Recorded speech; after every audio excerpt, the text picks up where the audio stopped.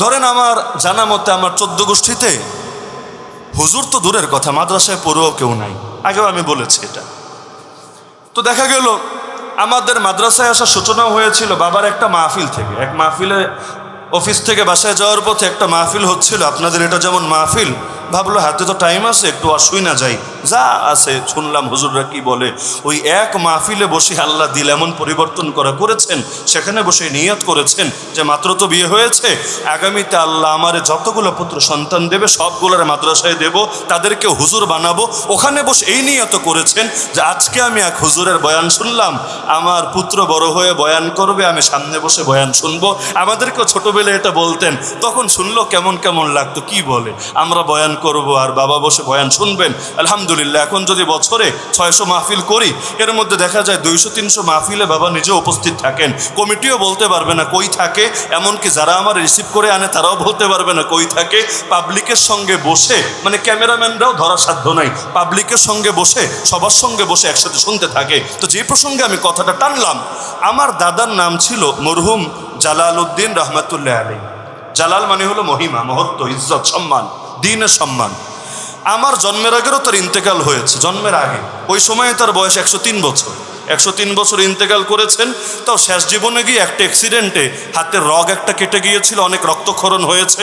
ওই সময় তার উন্নত চিকিৎসা ছিল না, সেখান থেকে বেশি দুর্বল হয়ে গেলেন, অবশেষে মারাই গেলেন 103 বছর বয়সে। বাকি আমি দেখি নাই, আমার জন্মেরও আগে।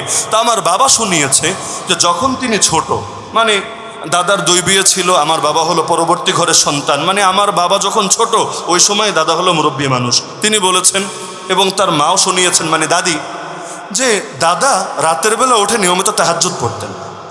তো তিনি তাহাজ্জুদের পরে হাত দুটো তুলে, হুজুর না, সাধারণ মানুষ, কিন্তু কোরআন পড়তে জানতেন এবং সাপের বিষ ছাড়াতেন। অনেক এলাকায় থাকেন অনেক মুরব্বীরা সাপের বিষ ছাড়াতে পারে। তো রাত 2টা নাই 3টা নাই, যখনই মানুষ বিপদে পড়তো দূর দূরান্তে গিয়ে সাপের বিষ ছাড়িয়ে আসতেন। তো মোটামুটি এই টাইপের মানুষ ছিলেন, হুজুর না, মেসাব না, মৌলবী না, কিন্তু রাতের বেলা উঠে তাহাজ্জুদ পড়তেন। আল্লাহ তাআলা আমাকেও তৌফিক দান করুক, আমাদের সবাইকে তৌফিক দান করুক। তো রাতে তাহাজ্জুদের পরে 2 হাত তুলে কাঁদতো আর কাঁদতো আর কাঁদতো, একেবারে দাড়ি পর্যন্ত ভিজে যেত। তা আমার বাবা শুনিয়েছে এই বছরে ঈদুল আজহা মানে কোরবানির দিনও কথা প্রসঙ্গে সেই স্মৃতিচারণ করেছে যে আমি তো ছোট ছিলাম, কিছু বুঝতাম না, কিন্তু আব্বার কান্নায় আমারও ঘুম ভেঙে যেত। তো ঘুম ভাঙার পর আমি তো কিছু বুঝতাম না, বাচ্চা মানুষ ছিলাম, তা আমি ওই বিছানায় শুয়ে শুয়ে কাঁদতাম, কারণ বুঝে না। কিন্তু দেখবেন অনেক সময় এমন হয়, মা কাঁদলে বাচ্চা এমনি কাঁদে, বাপ কাঁদলে বাচ্চা এমনি কাঁদে, বোঝে না, কিন্তু এই কান্নার সুরে সুরে কাঁদতে থাকে। তো তিনি বলেন যে ওই সময় আমার দাদিও দুঃখ করতো যে আমার এই মেছো ছেলেটার যে কি হলো, ওর বাপে নয়তো নামাজ পড়ে কান্নাকাটি করে, ওর জন্য আমার হুদাই প্রতিদিন বালিশটারে শুকানো লাগে রোদে নিয়ে, কারণ কাদার কারণে বালিশ পর্যন্ত ভিজে যায়। এটা গেল দাদার চিত্র।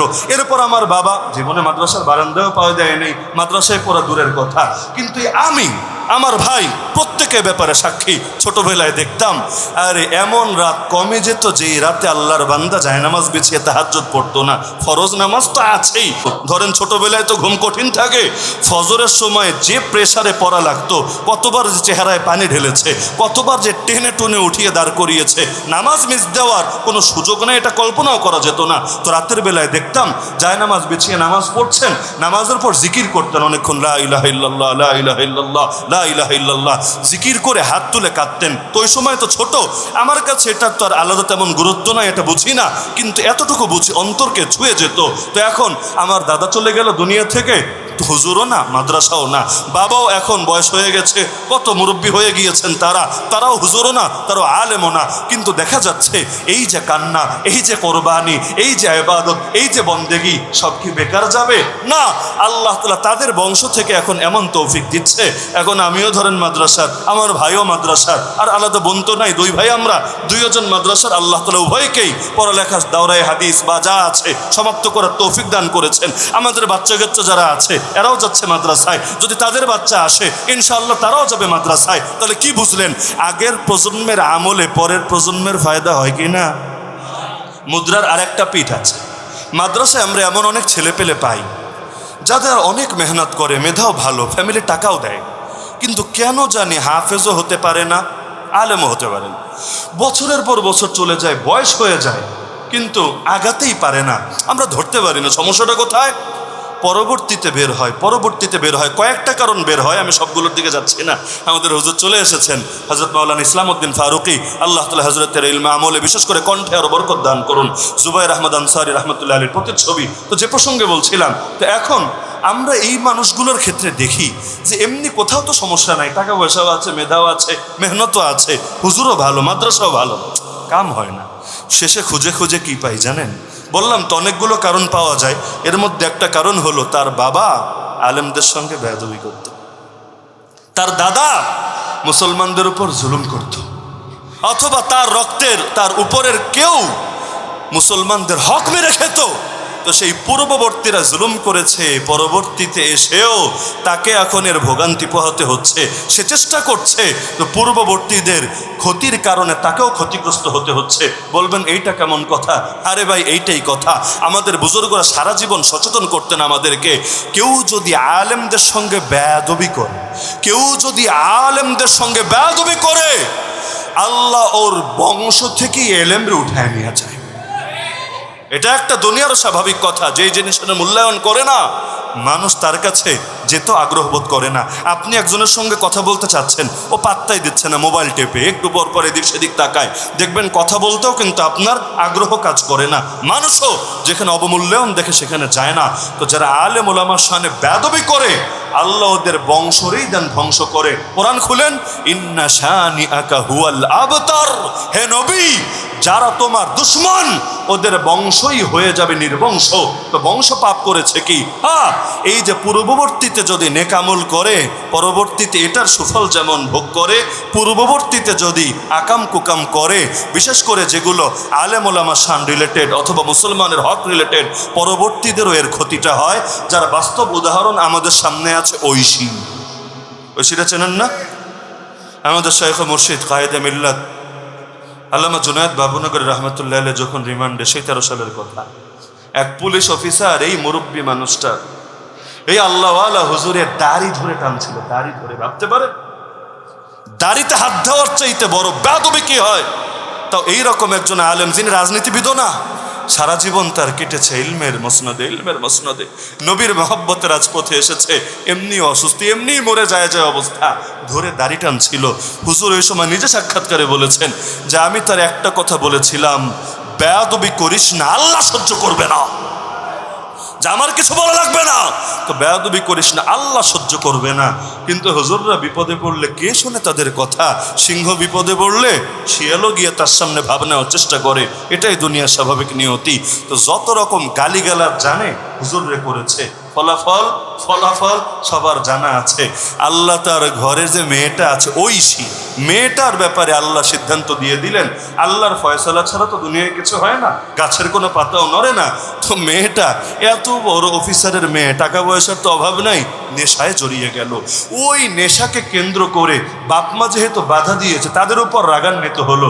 একদিন সুযোগে বাপরেও জবাই করে দিল, মায়েরও জবাই করে দিল। কোন বাপ? ওই বাপ যে বাপ আল্লামা জুনায়েদ বাবুনগরীর শানে বেয়াদবি করেছিল, দাড়ি ধরে টেনেছিল। আজও কাশিমপুর, আমরাও তো কাটিয়ে আসলাম কাশিমপুর কারাগারে, তো আমরা তো কাশিমপুর 4 নম্বর হাই সিকিউরিটি কারাগারে, এর পাশেই হলো মহিলা কারাগার। ওই মহিলা কারাগারে আজও ঐশী আছে এবং মাঝে মধ্যেই পত্রপত্রিকায় রিপোর্ট হয়। তা আল্লাহ ওর বংশরে দিয়ে ওরে সাইজ করে দিয়েছিলেন। ওই যে নবীর চিঠি ছিঁড়েছিল না এক বেয়াদব বাদশাহ, পরবর্তীতে আল্লাহ এমন ফয়সালা করলেন, ওর পুত্রই ওরে হত্যা করলো, অন্য কেউ না, দুশ্মন না, ওর পুত্রই ওরে হত্যা করলো। কারণ নবী খালি বদদোয়া দিয়েছিলেন, আল্লাহ ও আমার চিঠি ছিঁড়েছে, তুমি ওর সাম্রাজ্যকে ছিঁড়ে টুকরা টুকরা করে দাও। কি বুঝলেন? বড় শিক্ষা আছে না এর মধ্যে?